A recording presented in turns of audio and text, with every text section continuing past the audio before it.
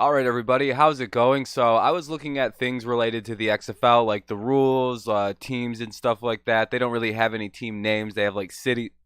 They got like the cities listed, like the start dates, the structure, broadcasting, gambling, and all that. And I was looking at some of the rule changes, and specifically what caught me was the proposed overtime rule changes that they're going to have.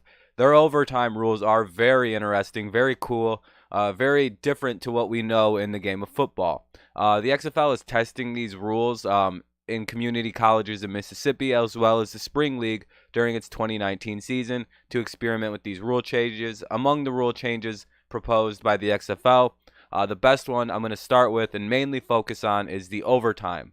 Overtime will be decided by a multiple round shootout of 2-point conversions, similar to a penalty shootout in soccer. There will be 5 rounds of the shootout, where the offense can score a point by converting in the end zone, while the defense can score a point by forcing a turnover. To speed up the overtime process, both teams, offense and defense, will be on the field at the appropriate end zone. Once one team's offense has completed their round of the shootout, the other team's offense will play their round from the opposite end zone. These overtime rules ensure that both teams have an opportunity to win the game, provides a way for the defense to make a greater impact on the outcome of overtime, and would limit overtime to 5 or 6 minutes. Luck did not rule out a game ending in a tie after 5 rounds of the shootout. Holy crap. That is very interesting. So overtime basically will be shootouts, similar to soccer, and I think I read somewhere that they're gonna have like 40 guys on the field at each time. Hold on, I'll pull that up. Like that was the funniest. I don't know if it's real, but I believe I've been reading. Yeah, this is very interesting. This is from AZ Central. The XFL will look to put a twist on football with rules variations that were hinted at during a Monday podcast. In the interview, XFL Commissioner Oliver Luck said 44 players would be on the field simultaneously during a shootout-style overtime. Each team's offense and defense would be on opposite ends of the field in an overtime that would last as little as 4 minutes in order to keep the game within a 3-hour limit. Luck said each team will have 5 opportunities to convert a 2-point conversion in the overtime session. The defense would score 1 point with the turnover. That is... So basically, they have to just score a 2-point conversion. Each team gets 5 tries at it. Whoever scores the most, whoever has the most, points. I would imagine if you scored 3 and your opponent only made 2, then you win the overtime and you win the game.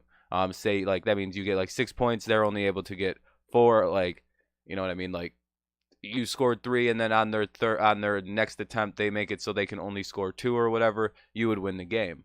So that's interesting. 44 players though, so they're gonna put 21 players or 22 players on either side of the ball and stack up on the goal line and see what the hell happens. That is going to be so cool to watch if it actually becomes one of the rules of the XFL. I cannot wait to see what this is. I really want to see footage of this from the Spring League, how this overtime works. It just sounds great. It sounds like everything football needs to be. Let's stack every single available offensive player and every single defensive player we got and see what the hell happens. What do you think of this overtime proposal? 44 players on the field at a time during the overtime, like simultaneously, he said. Yes, 44 players would be on the field simultaneously during a shootout style. Unless I'm misreading it, and you're going to have your offense on one end zone, your defense on the other end zone, your offense, your defense battling the other teams out, like both. So you're gonna have. I think this is what they mean. Actually, I think I actually understand what's going on here. So basically, you have 2 end zones in football. Everybody should know that, right? You're gonna have both teams are gonna have their offenses on the field. So both teams will have the quarterbacks, wide receivers, linemen, and then both teams will also have their defenses simultaneously on the field. So they'll do this at the same time. They'll start round 1. Each offense will have to score. Each defense will have to try to stop them. And then it's like it just happens at the same exact time. There's no one's on the field. Both teams are all 44 dudes are on the field playing against each other, doing these rounds at the same time. That is very interesting. That is very cool, actually. I like the way that that sounds. It's basically 2-point conversions. You got your 11, you got 22 guys at this end zone, you got 22 guys at the other end zone, and they're same shit, same time. Very cool, very interesting. I'm very curious to see how that works. If it's a potential thing that the NFL should adopt. What do you guys think? I actually think that if this works in the XFL and in the spring leagues, and it's actually a cool, cohesive way of doing overtime, I mean, all you got to do is pick the ball off, and that ends the current thing. So you don't have to run it all the way back. That's not the point. You get the point for the turnover, not the scoring on the turnover. So that's good. That covers that. That allows, half the field doesn't need to be in use. So why not truck everybody onto the field? Very cool by the XFL. I like that move. Some other rule proposals that they have brought forward, I guess I can do here, would add a new tap penalty imposed on individual players instead of entire teams.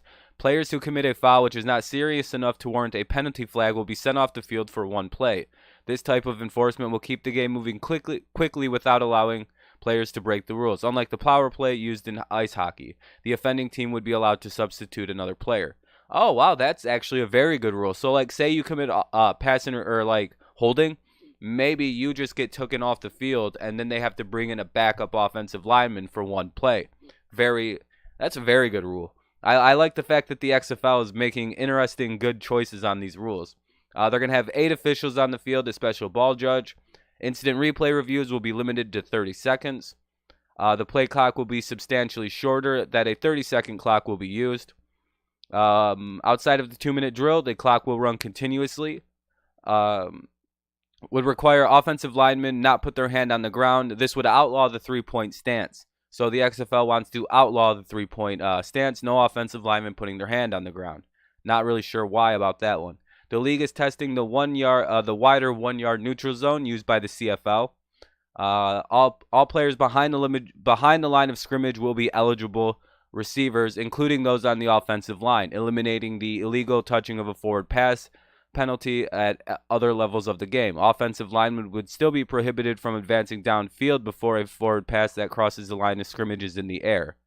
Wait, what? Offensive linemen would still be prohibited from advancing downfield before a forward pass that crosses the line of scrimmage is in the air. So they can get thrown the ball like right where they're at, and they can run down the field with it. Okay. The XFL has also tested the idea of allowing more than one forward pass to be thrown on any given play. Oh, so they're gonna allow forward laterals. So like you throw the ball, and then you see somebody deep and want to chuck it again. Why the hell not? That'll be a cool play. I've often thought, why the hell can't you throw it again? That would make the game way more interesting. Defenses would have to pay way better attention. Kickoffs will be attempted by with teams separated by only 5 yards. Oh, they're gonna have kickoffs. That's cool.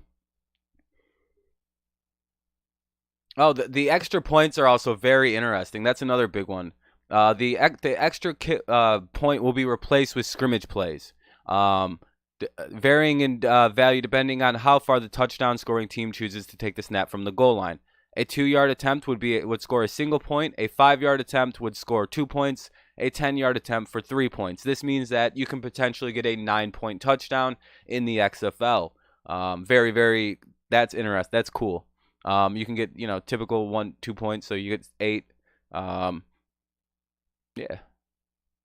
Oh, you could get 7, 8, or 9 points on a touchdown, so that's cool. Fair catches will not be recognized. This is used in the XFL, and it's a carryover from the original XFL and also used in the CFL. Breaching the space will result in a penalty called no yards in the CFL.